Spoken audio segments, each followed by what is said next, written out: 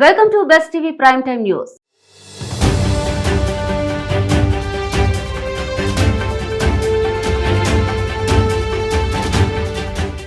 ముందుగా హెడ్లైన్స్ చూద్దాం. భారత్ సరిహద్దుల్లో చైనా వాటర్ బాంబ్, భారీ డ్యాం పై ఆందోళనలు. గోపాలపురంలో పాఠశాల భవనానికి శంకుస్థాపన, విద్యా వైద్యానికి పెద్దపీట. మక్తల్లో దారుణం, మహిళ ఆమె కుమారుడిపై రాళ్లతో దాడి.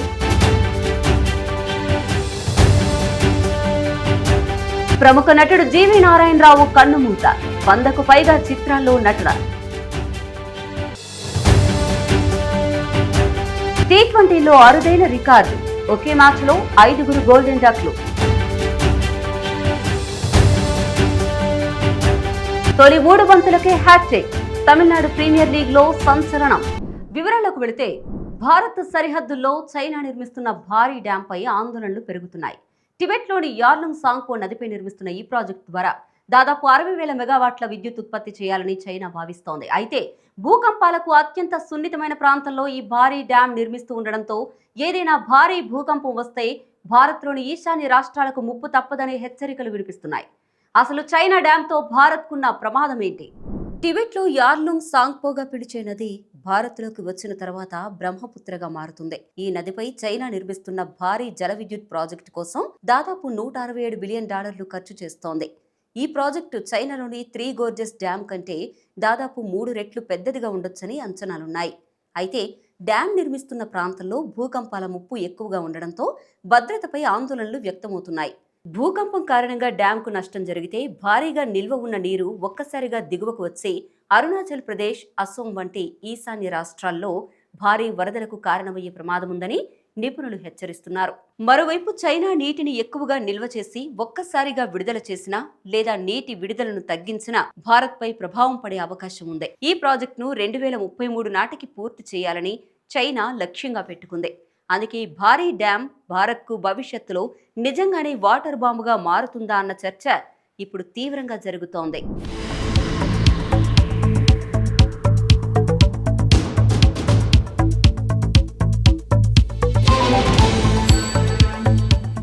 ఖమ్మం జిల్లా తిరుమలాయపాలెం మండలం గోపాలపురంలో పాఠశాల భవన నిర్మాణానికి రెవెన్యూ శాఖ మంత్రి పొంగులేటి శ్రీనివాసరెడ్డి శంకుస్థాపన చేశారు.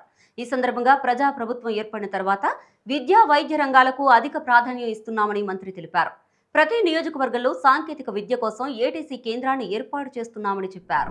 గోపాలపురంలో పాఠశాల భవన నిర్మాణానికి శంకుస్థాపన చేసిన మంత్రి పొంగులేటి శ్రీనివాసరెడ్డి పేదలకు మెరుగైన వైద్యం అందించడమే ఇందిరమ్మ ప్రభుత్వ లక్ష్యమన్నారు. రాష్ట్ర వ్యాప్తంగా ప్రతి నియోజకవర్గంలో సాంకేతిక విద్య కోసం ఏటీసీ ఏర్పాటు చేస్తున్నామని తెలిపారు. గత 2.5 ఏళ్లలో స్వయం సహాయక సంఘాల మహిళలకు 63,000 కోట్ల రూపాయలను 0 వడ్డీకి రుణాలుగా అందించామని వెల్లడించారు. వచ్చే నెల నుంచి అర్హులైన వారికి పెన్షన్లు అందిస్తామని మంత్రి స్పష్టం చేశారు.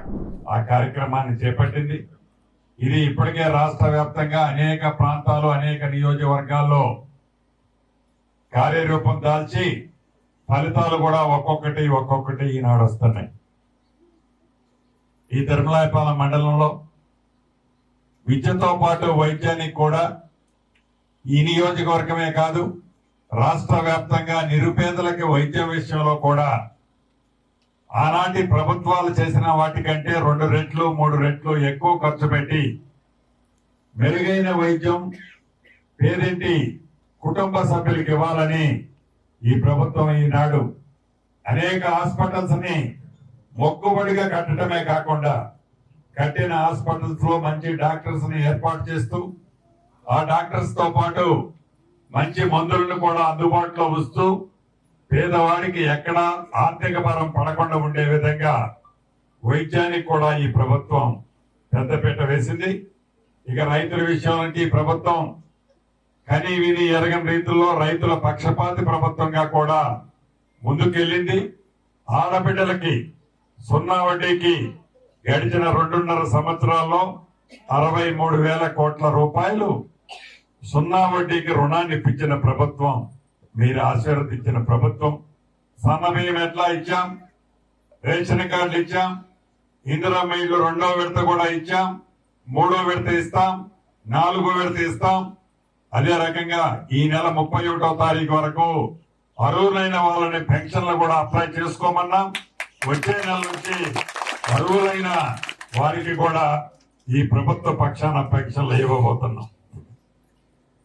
అన్ని సంక్షేమ కార్యక్రమాలు, అన్ని అభివృద్ధి కార్యక్రమాలు అవసరాన్ని బట్టి పేదవాడికి ఏది అవసరం ఉందో ఆ కార్యక్రమాలన్నింటినీ ఈ ప్రభుత్వం ఇప్పటికే వడివడిగా మీ గుమ్మం ముందుకు చేరుస్తుందని చెప్పడానికి సంతోషిస్తూ మా ఆడబిడ్డలందరికీ కూడా రాఖీ శుభాకాంక్షలు తెలుపుతూ సెలవు తీసుకుంటున్నాను. హనుమకొండ కలెక్టరేట్ వద్ద తీవ్ర ఉద్రిక్తత నెలకొంది. మాజీ మంత్రి హరీష్ రావును పోలీసులు అరెస్టు చేయడంతో బీఆర్ఎస్ శ్రేణులు ఆందోళనకు దిగాయి. పోలీసులకు కార్యకర్తలకు మధ్య భారీగా తోపులాట జరిగింది. హరీష్ రావును వాహనంలో కాకుండా కాలి నడకన పోలీస్ స్టేషన్ కు తరలించడంపై బీఆర్ఎస్ నేతలు కార్యకర్తలు తీవ్ర అభ్యంతరం వ్యక్తం చేశారు. హనుమకొండ కలెక్టరేట్ వద్ద హరీష్ రావును పోలీసులు అరెస్టు చేశారు. కనీసం వాహనం కూడా ఎక్కించకుండా కలెక్టరేట్ నుంచి పోలీస్ స్టేషన్ వరకు కాలి నడకన తీసుకెళ్లారు. పోలీసుల తీరుపై హరీష్ రావు ఆగ్రహం వ్యక్తం చేయగా ఆయనను అడ్డుకునేందుకు బీఆర్ఎస్ కార్యకర్తలు ప్రయత్నించారు. దీంతో పోలీసులకు బీఆర్ఎస్ శ్రేణులకు మధ్య తోపులాట జరిగి అక్కడ ఉద్రిక్త పరిస్థితి నెలకొంది. 2 ఏళ్లు కూడా నిండలేదు. ఆ పిల్లల మీద రేవంత్ రెడ్డి గారు అత్యంత కర్కశంగా ఆ పిల్లల గొంతు బిసుకుతా ఉన్నారు. ఆ పిల్లల మీద అక్రమ కేసులు బనాయిస్తా ఉన్నారు. ఆ పిల్లల మీద భౌతిక దాడులకు పాల్పడతా ఉన్నారు. నేను అడుగుతున్నా రేవంత్ రెడ్డి, ఆ పిల్లలేమన్నా టెర్రరిస్టులా? ఆ పిల్లలేమన్నా సంఘ విద్రోహ శక్తులా? ఆ పిల్లలు తమ భవిష్యత్తును నాశనం చేయొద్దని, మా భవిష్యత్తు స్కిల్ యూనివర్సిటీలో కలిపి మీరు చెలగాటమాడొద్దని ఈ ప్రభుత్వంతో పోరాటం చేస్తున్నారు. ఇలా పిల్లలు రాష్ట్ర వ్యాప్తంగా బాధపడతా ఉన్నారు. ముఖ్యంగా ఈ రేవంత్ రెడ్డి విద్యాశాఖ మంత్రిగా ఉండడం మా దౌర్భాగ్యము. రేవంత్ రెడ్డి ఈ మధ్య మాట్లాడుతూ ఇంజనీరింగ్ విద్యార్థులంతా కూడా క్రిమినల్ వేస్ట్ అని మాట్లాడినాడు. అదే విద్యార్థులు ఏమంటున్నారంటే రేవంత్ రెడ్డి రాష్ట్రానికి ముఖ్యమంత్రి కావడం అంతకంటే క్రిమినల్ వేస్ట్ అని ఇలా విద్యార్థులు మాట్లాడుతున్న పరిస్థితి ఉన్నది. రేవంత్ రెడ్డి గారు ఇలా మమ్మల్ని ఎందుకు అరెస్ట్ చేశారు? మేము వరంగల్ పాలిటెక్నిక్ కాలేజీకి వెళ్లి ఆ పిల్లలతో మాట్లాడడం వల్ల మీకు వచ్చిన ఇబ్బంది ఏంది? ఆ పిల్లల బాధలు మేము వినడం వల్ల మీకు వచ్చిన ఇబ్బంది ఏంది? మీకు ఎవరు చెప్పినారు స్కిల్ యూనివర్సిటీలో కల్పని? ఎవరైనా దరఖాస్తు ఇచ్చిండ్రా? అసలు what is skill university? Skill university PPP model, public private participation తో స్కిల్ యూనివర్సిటీ ఏర్పాటు చేసినారు. స్కిల్ యూనివర్సిటీకి గవర్నమెంట్ తో సంబంధం లేదు. ఇవాళ రాష్ట్రంలో ఉండే ప్రభుత్వ పాలిటెక్నిక్లను తీసుకుపోయి స్కిల్ యూనివర్సిటీలో కలపడం అంటే ప్రైవేట్ పరం చేయడం. పాలిటెక్నిక్ పిల్లలు 15,000 ఫీజు కడితే చదువు అయిపోతుంది. రేపు ప్రైవేట్ లో కలిపితే 5,000 సంవత్సరానికి, 3 ఏళ్లకు 15,000. రేపు మీరు స్కిల్ యూనివర్సిటీలో కలిపితే అడ్డగోలుగా ఫీజులు పెంచితే ఆ పిల్లల భవిష్యత్ ఆగం కాదా? ఏఐసిటి అనుమతితో వాళ్ళు పిల్లలు చదువుతున్నారు కనుక ఇంజనీరింగ్ లో 2nd ఇయర్ డైరెక్ట్ గా పోయే అవకాశం ఉంది. రేపు నువ్వు స్కిల్ యూనివర్సిటీలో కలిపితే వాళ్ళ జీవితాలు ఆగమైతాయి. ఇవాళ polytechnic is different, ITI is different. నీకు అవగాహన లేక ITI తో పాలిటెక్నిక్ లను కలపడం వల్ల పిల్లల జీవితాలు ఆగమైతాయి. ఇవాళ ఒక వరంగల్ పాలిటెక్నిక్ లోనే 10 మంది విద్యార్థులు టీసీ తీసుకున్నారు. ఇవాళ వాళ్ళ తల్లిదండ్రులు పాలిటెక్నిక్ కాలేజీకి వచ్చి వరంగల్లో ఈ రేవంత్ రెడ్డి పుణ్యమాని మా పిల్లల జీవితాలు ఆగమైతున్నాయి, మా పిల్లలు పాలిటెక్నిక్ చదివితే ఎదగాకుండా అయిపోతారని ఒక్క వరంగల్ పాలిటెక్నిక్ లో 10 మంది తల్లిదండ్రులు టీసీ తీసుకొని పిల్లల్ని తీసుకొని ఇంటికి పోయిన పరిస్థితి ఏర్పడ్డది. రేవంత్ రెడ్డి ఇప్పటికైనా కళ్ళు తెరువు, చిల్లర బేసిజాలకు పోకు. నువ్వు కళ్ళు తెరిచి వెంటనే GO 97 రద్దు చేయాలని, పాలిటెక్నిక్ లను యథావిధిగా ప్రభుత్వంలోనే నడపాలని చెప్పి మేము డిమాండ్ చేస్తా ఉన్నాం.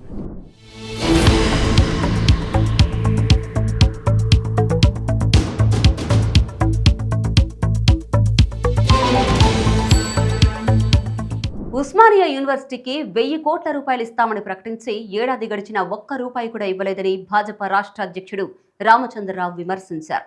హైదరాబాద్ తార్నాకలో మీడియా సమావేశం నిర్వహించిన ఆయన కాంగ్రెస్ ప్రభుత్వం కూడా గత బీఆర్ఎస్ ప్రభుత్వ బాటలోనే నడుస్తోందని ఆరోపించారు. విద్యార్థుల సమస్యలపై ప్రభుత్వం తక్షణమే స్పందించాలని డిమాండ్ చేశారు. ఓయూకు ప్రకటించిన 1,000 కోట్ల రూపాయల నిధులు ఇప్పటికీ మంజూరు కాలేదని రామచంద్రరావు ఆరోపించారు. టీచర్లకు జీతాలు ఇచ్చేందుకు డబ్బులు లేవని సీఎం స్వయంగా చెప్పడం ప్రభుత్వ పరిస్థితికి అద్దం పడుతుందన్నారు. ఫీజు రియంబర్స్మెంట్ బకాయిలు 15,000 కోట్లకు చేరాయని విమర్శించారు. పాలిటెక్నిక్ విద్యార్థులు బీటెక్లోకి వెళ్లకుండా అడ్డుకోవడం సరికాదని, ప్రభుత్వం తన నిర్ణయంపై మళ్లీ కమిటీ ఎందుకు వేసిందని ప్రశ్నించారు. యంగ్ ఇండియా స్కూళ్ల పేరుతో గొప్పగా చెబుతున్న ప్రభుత్వం విద్యారంగ సమస్యలను పట్టించుకోవడం లేదన్నారు. విద్యార్థుల ఉద్యమాలకు భాజపా మద్దతు ఉంటుందని, అయితే వారిని రాజకీయంగా ఉపయోగించుకునే విధానాన్ని తాము వ్యతిరేకిస్తామని రామచంద్రరావు స్పష్టం చేశారు. ఈరోజు పాలిటెక్నిక్ విద్యార్థుల యొక్క కోరిక మేరకై వారి యొక్క నామంతపూర్ పాలిటెక్నిక్ కాలేజు నేను పోయేది ఉండే, విద్యార్థులతో కలిసి వారి సమస్యలు తెలుసుకోవాలనేటువంటి ఒక కార్యక్రమం ఉన్నది. కానీ పొద్దున్నే ఈరోజు ప్రభుత్వం ఒక ఏదైతే అణచివేత వ్యవహారం వలన పోలీసులు పంపించిన హౌస్ అరెస్ట్ చేయడం జరిగింది. ప్రభుత్వం మొత్తం ప్రజాస్వామ్య పద్ధతిలో విద్యార్థుల ఉద్యమాన్ని ఈరోజు అణచివేస్తా ఉన్నది. మన 2 రోజులు జరిగినటువంటి మా నిరాహార దీక్షలో వేలాది మంది విద్యార్థులు వచ్చారు, చూశారు. మరి విద్యార్థులకు ఫీజు రియంబర్స్మెంట్ లేదు, ఆయుష్ విద్యార్థులకు స్టైపెండ్స్ రావట్లేదు. అదేవిధంగా పాలిటెక్నిక్ విద్యార్థుల భవిష్యత్తు కూడా అంధకారంలో వెళ్ళింది. వాళ్ళ ఈసెట్ రాయాలని పరిస్థితి, శక్తి అనేటటువంటి ఒక స్కీమ్ తీసుకొచ్చి దాని కింద పడేసి వీళ్ళని స్కిల్ లేబరర్స్ కింద వారి యొక్క భవిష్యత్తుని ఆ ఏపు గుంజుతున్నారు. అంధకారంలో ఉన్న భవిష్యత్తు ఈరోజు పాలిటెక్నిక్ విద్యార్థులు రోడ్ల మీద సమ్మె చేస్తా ఉంటే వాళ్ళ మీద లాఠీచార్జ్ చేశారు. మరి విద్యార్థి లోకం మొత్తం ఈరోజు తెలంగాణలో మొత్తం అంధకారంలో ఉన్నది. విద్యా విధానం ఈరోజు ప్రభుత్వాన్ని వైఫల్యం చెందింది. మొత్తం విద్యార్థులు, యువకులు తెలంగాణలో ఈ ప్రభుత్వం కింద అంధకారంలో వెళ్తా ఉన్నారు. చదువు చెప్పడానికి, బోధన చెప్పడానికి టీచర్స్ లేరు, లెక్చరర్స్ లేరు. యావత్ స్కూల్ ఎడ్యుకేషన్ దగ్గర నుంచి యూనివర్సిటీ ఎడ్యుకేషన్ దాకా ఫస్ట్ భయపడుతున్నటువంటి పరిస్థితి మనం చూస్తా ఉన్నాం. అయితే ఈ రోజు నేను పోతా అంటే ప్రభుత్వం ఒక ఎమర్జెన్సీ మైండ్ సెట్ ఉంది. ప్రజాస్వామ్య పద్ధతిలో మా పని మేము చేసుకుంటా అంటే అది కూడా చేయలేకుండా పోలీసులు ఈరోజు వారు పంపించి ప్రభుత్వం ఒక ఆదేశం ప్రకారం పోలీసు హౌస్ అరెస్ట్ చేయడం జరిగింది. ఇది తీవ్రంగా ఈరోజు మేము భారతీయ జనతా పార్టీని ఖండిస్తా ఉన్నాం. నారాయణపేట జిల్లా మక్తల్లో దారుణ ఘటన చోటు చేసుకుంది. తన 12 ఏళ్ల కుమారుడితో కలిసి జీవిస్తున్న ఓ మహిళపై 2 యువకులు దాడికి పాల్పడినట్లు ఆరోపణలున్నాయి. మహిళను తీసుకెళ్లేందుకు ప్రయత్నించగా అడ్డుకున్న బాలుడిపై రాళ్లతో దాడి చేసినట్టు సమాచారం. అనంతరం మహిళను తీవ్రంగా గాయపరిచినట్టు తెలుస్తోంది. రక్తసిక్తంగా పడి ఉన్న ఆమెను ఉదయం స్థానికులు గుర్తించి పోలీసులకు సమాచారం అందించారు. మక్తల్ జూనియర్ కళాశాల మైదానం సమీపంలో ఈ ఘటన జరిగినట్లు సమాచారం. కుటుంబ సభ్యులకు దూరంగా కుమారుడితో కలిసి జీవిస్తున్న మహిళ కూలీ పనులు చేసుకుంటూ రాత్రివేళ అనుకూలమైన చోట నిద్రిస్తున్నట్లు తెలుస్తోంది. తెల్లవారుజామున 2 యువకులు ఆమెను మైదానంలోకి తీసుకెళ్లేందుకు ప్రయత్నించగా ఆమె అరుపులు విని కుమారుడు అడ్డుకున్నట్లు సమాచారం. దీంతో బాలుడిపై రాళ్లతో దాడి చేసి అక్కడి నుంచి తరిమివేసినట్లు తెలుస్తోంది. అనంతరం మహిళను తీవ్రంగా గాయపరిచినట్లు సమాచారం. ఉదయం రక్తసిక్తంగా పడి ఉన్న ఆమెను గుర్తించిన స్థానికులు పోలీసులకు సమాచారం ఇవ్వడంతో బాధితురాలిని ఆసుపత్రికి తరలించారు. లైంగిక దాడి జరిగిందా? ఆమెకు ఎలా గాయాలయ్యాయి? ఆమెకు గాయాలు ఎలా అయ్యాయి? నిందితులు ఎవరు అనే విషయాలు పోలీసుల దర్యాప్తులో తేలాల్సి ఉంది. ఘటనకు గంజాయి ముఠాతో సంబంధం ఉందనే ప్రచారం జరుగుతున్నప్పటికీ దీనిపై అధికారిక నిర్ధారణ లేదు.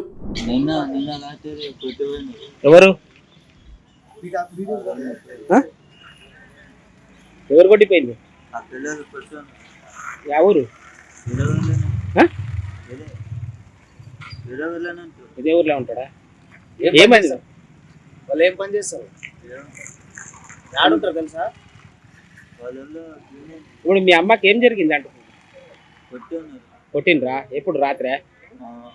ఏమన్నా ఇది చేసిరా? ఏమన్నా చేసలేరా? ఏం చేసలేరా? సంగారెడ్డి జిల్లా కాంగ్రెస్ అధ్యక్ష పీఠం కోసం పోటీ తీవ్రంగా మారింది.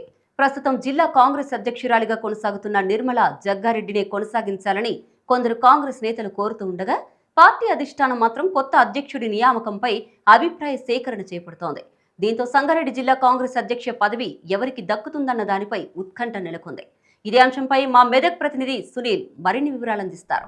సంగారెడ్డి జిల్లా కాంగ్రెస్ కొత్త అధ్యక్షుడిని నియమించేందుకు కాంగ్రెస్ పార్టీకే పెద్ద టాస్క్గా మారిందని చెప్పవచ్చు. ఎందుకంటే తెలంగాణ రాష్ట్రంలో దాదాపుగా అన్ని జిల్లాల్లో కూడా జిల్లా కాంగ్రెస్ అధ్యక్ష పదవులు ఇప్పటికే దాదాపు సంవత్సరం పైన గడుస్తున్నప్పటికీ కూడా సంగారెడ్డి జిల్లా కాంగ్రెస్ అధ్యక్ష పదవిలో కొత్త వ్యక్తిని నియమించేందుకు కాంగ్రెస్ పార్టీ ఇప్పటికే పలు దఫాలు కసరత్తు చేసినప్పటికీ కూడా ఆ అంశం కొలిక్కి రాలేదని చెప్పవచ్చు. అయితే సంగారెడ్డి జిల్లా నుండి అధ్యక్ష పదవి కోసం దాదాపుగా 57 నుంచి 60 మంది దరఖాస్తు చేసుకున్నప్పటికీ కేవలం 3 పేర్లు మాత్రం ప్రముఖంగా వినిపిస్తున్నాయని చెప్పవచ్చు. అందులో నారాయణఖేడ్ ఎమ్మెల్యే సంజీవ్ రెడ్డి సోదరుడు అయినటువంటి చంద్రశేఖర్ రెడ్డితో పాటు పటాన్చెరు నియోజకవర్గానికి చెందినటువంటి కాటా శ్రీనివాస్ గౌడ్ సతీమణి సుధారాణి పేరు వినిపిస్తుంది. మరోవైపు జహీరాబాద్ నియోజకవర్గానికి చెందినటువంటి ఉజ్వల్ రెడ్డి పేరు కూడా ప్రముఖంగా వినిపిస్తున్నప్పటికీ కూడా ఉజ్వల్ రెడ్డి కాంగ్రెస్ పార్టీలో ఇటీవల చేరడంతో ఆయన కొంత ఈ పోటీలో వెంకంజలో ఉన్నారని చెప్పవచ్చు. ప్రస్తుతం జిల్లా కాంగ్రెస్ అధ్యక్షురాలుగా కొనసాగుతున్నటువంటి Nirmala Jaggareddy, TPCC working president Jaggareddy Satyamani Nirmala Jaggareddy ప్రస్తుతం జిల్లా కాంగ్రెస్ అధ్యక్షురాలుగా కొనసాగుతున్నప్పటికీ కొంతమంది కార్యకర్తలు మాత్రం నిర్మలా జగ్గారెడ్డిని కొనసాగించాలని చెప్పి అధిష్టానానికి చెప్పినటువంటి పరిస్థితి ఉన్నప్పటికీ కూడా నిర్మలా జగ్గారెడ్డి ఈ పదవిలో కొనసాగేందుకు కొంతమేర అయిష్టంగా ఉన్నట్టుగా కూడా తెలుస్తున్న నేపథ్యంలో కొత్త అధ్యక్ష పదవి ఎవరిని వరించబోతుందనేది మాత్రం తీవ్ర చర్చ జరుగుతోంది. మరోవైపు ఇప్పటికే టీపీసీసీ కానివ్వండి, ఆల్ ఇండియా కాంగ్రెస్ పార్టీ నుంచి కూడా ఇద్దరు నుంచి ముగ్గురు ప్రతినిధుల బృందం ఇప్పటికే సంగారెడ్డికి చేరుకొని కార్యకర్తలు, అదేవిధంగా కాంగ్రెస్ కార్యకర్తలతో పాటు సీనియర్ కాంగ్రెస్ నేతలు, అదేవిధంగా మంత్రి Damodar Rajanarasimha, MP Suresh Shetkar, MLA Narayankhed MLA Sanjeev Reddy అభిప్రాయాలు కూడా తీసుకున్నటువంటి పరిస్థితి, అదేవిధంగా కార్యకర్తల అభిప్రాయాలు కూడా తీసుకున్న నేపథ్యంలో కార్యకర్తలు దాదాపుగా 2 నుంచి 3 పేర్లను ప్రతిపాదించినట్టుగా కూడా తెలుస్తున్నప్పటికీ ఇంకా ఇప్పటికి కూడా ప్రస్తుతానికి కూడా జిల్లా కాంగ్రెస్ అధ్యక్షుడి పదవి ఎవరిని వరించలేదు, ఎవరిని కూడా కాంగ్రెస్ పార్టీ నియమించలేదని చెప్పవచ్చు. తెలంగాణ రాష్ట్రంలో మాత్రం దాదాపుగా అన్ని జిల్లాల్లో అధ్యక్ష పదవులు ఏర్పాటు చేయడం పూర్తయింది. ఇప్పటికే సంవత్సరం గడిచిపోయినప్పటికీ కూడా కేవలం తెలంగాణ రాష్ట్రంలో చూసుకున్నట్లయితే రంగారెడ్డి జిల్లాతో పాటు సంగారెడ్డి జిల్లా కాంగ్రెస్ అధ్యక్ష పదవి మాత్రం పాత అధ్యక్షులతోనే కొనసాగుతుందని చెప్పవచ్చు. అయితే మొత్తానికి ఉమ్మడి మెదక్ జిల్లాలో కీలకమైనటువంటి జిల్లాగా ఉన్నటువంటి సంగారెడ్డి జిల్లాలో ఇప్పటికే కేవలం 2 స్థానాలు, అంటే కాంగ్రెస్ పార్టీ ఇటీవల జరిగినటువంటి అసెంబ్లీ ఎన్నికల్లో కాంగ్రెస్ పార్టీ కేవలం 2 స్థానాలు గెలుచుకుందని చెప్పవచ్చు. ఒకటి నారాయణఖేడ్, సంగారెడ్డి జిల్లాలో చూసుకున్నట్లయితే నారాయణఖేడ్ అసెంబ్లీ స్థానాన్ని కాంగ్రెస్ అభ్యర్థిగా ఉన్నటువంటి డాక్టర్ సంజీవ్ రెడ్డి గెలుపొందారు కాంగ్రెస్ టికెట్పై. అదేవిధంగా ఆందోళన నుంచి దామోదర్ రాజనరసింహ ఉమ్మడి ఏపీలో ఉప ముఖ్యమంత్రిగా పనిచేశారు. ప్రస్తుతమైన రాష్ట్ర క్యాబినెట్లో ఆరోగ్య శాఖ మంత్రిగా పనిచేస్తున్నటువంటి పరిస్థితి. ఈ నేపథ్యంలో కేవలం 2 స్థానాలు మాత్రమే గెలిచింది కాంగ్రెస్ పార్టీ. అదేవిధంగా బీఆర్ఎస్ పార్టీ చూసుకున్నట్లయితే పటాన్చెరు, సంగారెడ్డి, జహీరాబాద్ స్థానాలను గెలుచుకుంది. సంగారెడ్డి జిల్లాలో మొత్తం 5 అసెంబ్లీ స్థానాలు ఉండగా కేవలం కాంగ్రెస్ 2 స్థానాలకే పరిమితమైన నేపథ్యంలో జిల్లా కాంగ్రెస్ అధ్యక్షుడి మాత్రం కీలకమైనటువంటి పదవిగా మారిందని చెప్పవచ్చు. ఎందుకంటే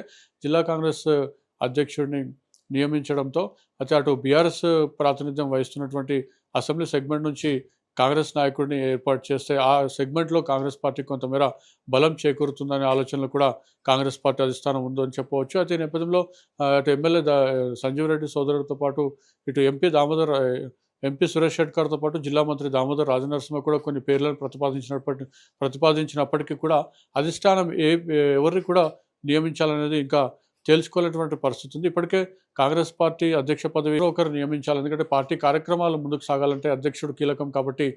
అదేవిధంగా జిల్లా నుంచి మంత్రి, ఉమ్మడి మెదక్ జిల్లా నుంచి దామోదర్ రాజనరసింహ కీలకమైనటువంటి మంత్రిగా ఉన్నారు, సీనియర్ కాంగ్రెస్ నేతగా ఉన్నారు. ఈయన కూడా 1-2 పేర్లను ప్రతిపాదించినప్పటికీ కూడా ఇంకా అధిష్టానం పరిశీలన దశలోనే ఉంచిన నేపథ్యంలో అధ్యక్ష పదవి కోసం మాత్రం ఇంకా చాలామంది ఆశావాహులు ఎదురు చూస్తున్నప్పటికీ ఎప్పటికీ ఫుల్ స్టాప్ పడుతుంది. కొత్త అధ్యక్షుడు ఎప్పుడు వస్తారనేది మాత్రం గ్రామ స్థాయి నుంచి కార్యకర్తలు ఎదురు చూస్తున్నప్పటికీ ప్రస్తుతం మాత్రం జిల్లా కాంగ్రెస్ అధ్యక్షురాలుగా నిర్మలా జగ్గారెడ్డి కొనసాగుతున్నప్పటికీ కార్యక్రమాలు కూడా చురుగ్గా కొనసాగుతున్నప్పటికీ కూడా జిల్లా కాంగ్రెస్ అధ్యక్ష పదవి మాత్రం అధ్యక్ష పదవిలో పూర్తి స్థాయి నాయకుడిని, సీనియర్ కాంగ్రెస్ నాయకుడు, అదేవిధంగా జిల్లాకు చెందిన పూర్తి స్థాయి నాయకుడిని ఏర్పాటు చేస్తే అదేవిధంగా మండల స్థాయి కమిటీలు కూడా ఏర్పాటయ్యే అవకాశాలు ఉన్నాయి. జిల్లా కాంగ్రెస్ అధ్యక్ష పదవి ఇంకా అధ్యక్షుడిని నియమించకపోవడంతో మండల స్థాయి, అదేవిధంగా గ్రామ స్థాయి, బూత్ లెవెల్ స్థాయి కూడా పదవులు అయితే కమిటీలు ఉంటాయో కాంగ్రెస్ కమిటీలు కూడా ఇంకా పెండింగ్లోనే ఉన్నాయని కూడా చెప్పవచ్చు. ఇప్పటికైనా కాంగ్రెస్ పార్టీ అధ్యక్షుడు ఎవరనేది త్వరలోనే తేల్చే అవకాశాలు మనకు మెరుగ్గా కనిపిస్తున్నాయి. Over to studio.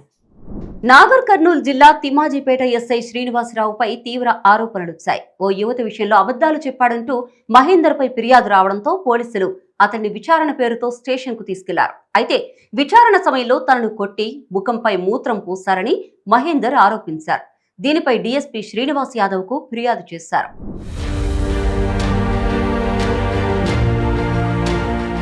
మహేందర్ పై వచ్చిన ఫిర్యాదు మేరకు పోలీసులు అతన్ని స్టేషన్ కు తీసుకెళ్లి విచారించినట్లు సమాచారం. అయితే తనను పోలీసులు కొట్టడంతో పాటు ముఖంపై మూత్రం పోశారని మహేందర్ ఆరోపించారు. దీనిపై డీఎస్పీకి ఫిర్యాదు చేయగా మహేందర్ ను కొట్టిన విషయం నిజమేనని డీఎస్పీ తెలిపారు. అయితే ముఖంపై మూత్రం పోశారన్న ఆరోపణపై సీఐ స్థాయిలో విచారణ చేపట్టనున్నట్లు వెల్లడించారు. ఎస్ఐ శ్రీనివాసరావుపై విచారణ జరిపి ఆరోపణలు నిజమని తేలితే చర్యలు తీసుకుంటామని డీఎస్పీ శ్రీనివాస్ యాదవ్ స్పష్టం చేశారు. నిన్న ఉదయం 10 గంటలకు సాయి వర్షిణి అని చెప్పేసి ఒక అమ్మాయి ఈ అవంచ విలేజ్కి చెందినటువంటి అమ్మాయి వచ్చి కంప్లైంట్ ఇచ్చింది.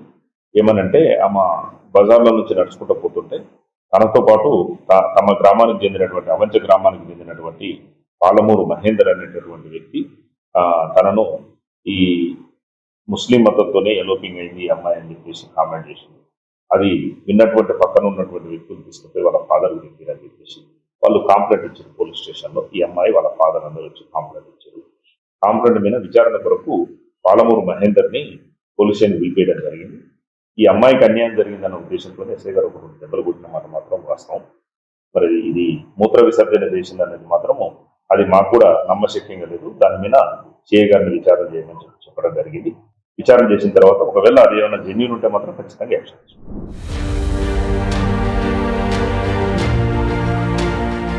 ప్రముఖ నటుడు జీవి నారాయణరావు కన్నుమూశారు. కొంతకాలంగా వృద్ధాప్య సమస్యలు, అనారోగ్యంతో బాధపడుతున్న ఆయన గురువారం తెల్లవారుజామున తుది శ్వాస విడిచారు. 100కు పైగా చిత్రాల్లో నటించి తెలుగు సినీ ప్రేక్షకులకు దగ్గరైన ఆయన మృతితో చిత్ర పరిశ్రమలో విషాదం నెలకొంది. నటి కరాటే కళ్యాణి ఆయన మృతి వార్తను సోషల్ మీడియా ద్వారా వెల్లడించారు.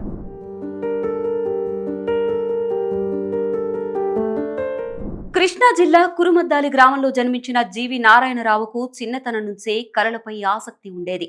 భరతనాట్యం, కూచిపూడితో పాటు నటనలోనూ శిక్షణ పొందారు. రంగస్థలంపై పలు నాటకాల్లో నటిస్తూ తన ప్రతిభను చాటుకున్న ఆయన 1976లో ప్రముఖ దర్శకుడు కె బాలచందర్ తెరకెక్కించిన అంతులేని కథ సినిమాతో వెండి తెరకు పరిచయమయ్యారు. తొలి సినిమాతోనే మంచి గుర్తింపు తెచ్చుకున్న నారాయణరావు ముత్యాల పల్లకి, చిలకమ్మ చెప్పింది, సీతారామయ్య గారి మనవరాలు, చట్టానికి కళ్ళు లేవు, రాజా విక్రమార్క, గ్యాంగ్ లీడర్, హిట్లర్ వంటి ఎన్నో చిత్రాల్లో నటించారు. నటుడిగానే కాకుండా నిర్మాతగాను జీవి నారాయణరావు తన ప్రత్యేకతను చాటుకున్నారు. దేవాంతకుడు, ఇంటికో రుద్రమ్మ, యముడికి మొగుడు వంటి చిత్రాలను నిర్మించారు. వెండితెరతో పాటు బుల్లితెరపైన పలు సీరియళ్లలో నటించారు. రంగస్థలం నుంచి సినిమాలు, టీవీ వరకు తన నటనా ప్రయాణాన్ని కొనసాగించిన జీవి నారాయణరావు ఇక లేరు అనే వార్తతో సినీ పరిశ్రమ దిగ్భ్రాంతికి గురైంది. ఆయన మృతికి మూవీ ఆర్టిస్ట్ అసోసియేషన్ సహా పలువురు సినీ ప్రముఖులు సంతాపం తెలిపారు.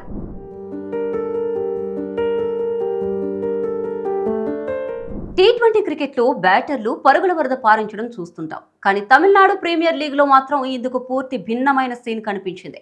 ఒకే మ్యాచ్లో 5గురు బ్యాటర్లు గోల్డెన్ డక్ కాగా తొలి ఓవర్లోనే మొదటి 3 బంతులకు 3 వికెట్లు పడగొట్టి బౌలర్ హ్యాట్రిక్ సాధించాడు. టీ20 చరిత్రలోనే అరుదైన ఈ రికార్డులు ఎలా నమోదయ్యాయో ఇప్పుడు చూద్దాం.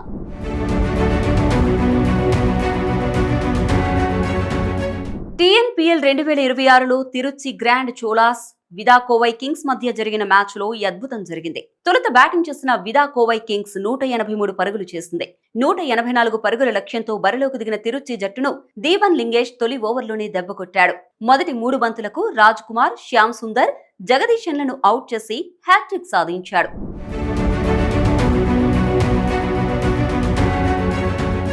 ఇక ఇదే మ్యాచ్ లో తిరుచి జట్టుకు చెందిన 5గురు బ్యాటర్లు రాజ్ కుమార్, శ్యామ్ సుందర్, జగదీశన్, జాఫర్ జమాల్, అతిశయరాజు డేవిడ్సన్ తాము ఎదుర్కొన్న తొలి బంతికి అవుట్ అయ్యారు. ఒకే భారత టీ20 మ్యాచ్ లో 5గురు బ్యాటర్లు గోల్డెన్ డక్ కావడం ఇదే తొలిసారి. చివరికి తిరుచి జట్టు 99 పరుగులకి ఆలౌట్ కాగా అద్భుత బౌలింగ్ తో హ్యాట్రిక్ సాధించిన Diwan Lingesh player of the match గా నిలిచాడు.